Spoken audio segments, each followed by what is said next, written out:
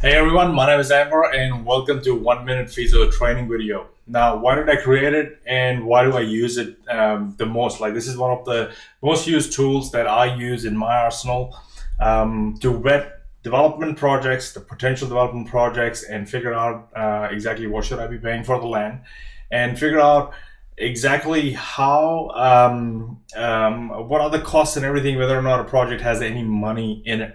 So let's get into it. It's super easy to use, and I'll just quickly go through everything that I've got here. One of the first steps is to go through the setup, figure out what the acquisition costs are, and I'll show you what they are because they're only different cost heads that we look at, and we allocate a percentage to all those costs. We figure out what the construction estimate is going to be. Super easy to do. There are two different ways, and I'll go through everything in a second.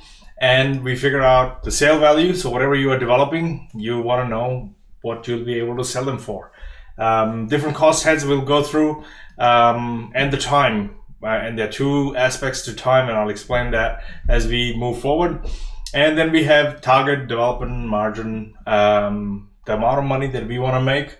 And based on the amount of money that I want to make, I want to pay for the land. So what does that exactly mean? What it means is that let's say if I'm going to take that X amount of risk, that means I'm going to borrow money, to do the development and so on. But if I take so much risk, there is a certain amount of return that I want on all my costs, and that is what a target development margin is. So if I put that in based on the cost, this tool gives me a number that I should be paying for land. And then finally, we get into another aspect where I show you all the different metrics that you'll get back after you've done the feasibility.